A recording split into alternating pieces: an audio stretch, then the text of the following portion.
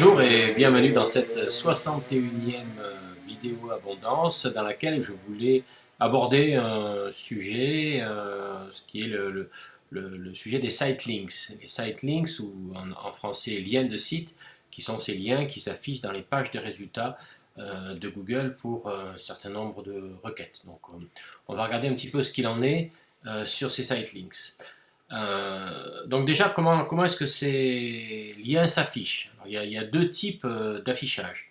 Le premier, qui est sous la forme de deux colonnes, en règle générale de trois liens, il peut y en avoir plus ou moins d'ailleurs selon les requêtes, mais en règle générale c'est deux colonnes, deux, trois liens, c'est ce qu'on voit la plupart du temps. Donc ça c'est le premier affichage. Le deuxième affichage, ce sera ce qu'on pourrait appeler des sitelinks dégradés, sous la forme d'une suite de liens, sous une forme horizontale, la plupart du temps 4 ou 5 liens, qui sont proposés, donc, comme ici, comme à l'écran, donc les uns à côté des autres, sous une forme horizontale et donc sans texte en dessous. Ok, donc il y a ces deux affichages. Alors qu'est-ce qui fait que ces liens apparaissent?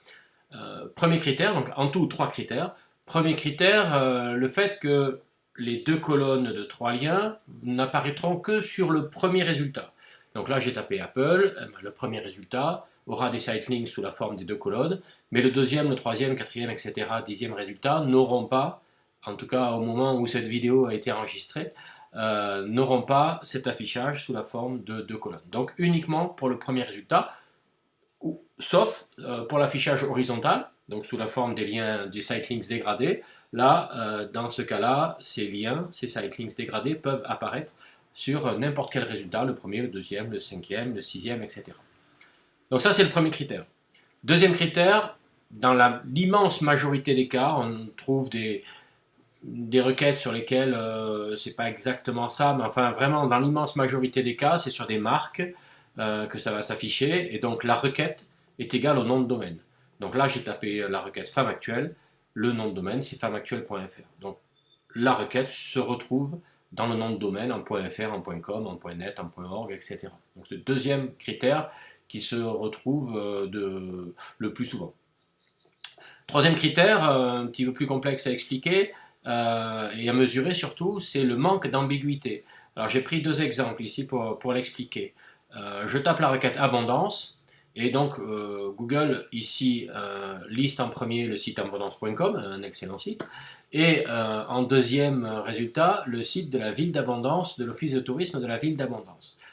Les deux liens ont des sitelinks dégradés, et donc mon site, donc, qui est en premier, n'a pas les deux colonnes.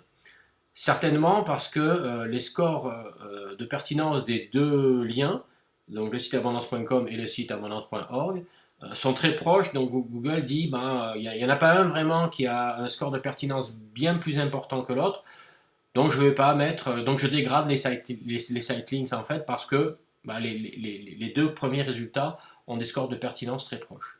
Par contre, si je tape la requête abondance.com, à ce moment-là, je lève l'ambiguïté sur la requête parce que je cherche le site abondance.com. Du coup, le premier résultat a un score de pertinence bien plus important que le deuxième, et à ce moment-là, les sitelinks sur deux colonnes apparaissent, puisque les scores de pertinence du coup sont plus éloignés. Donc, selon moi, ce critère d'ambiguïté est très important dans l'affichage des sitelinks.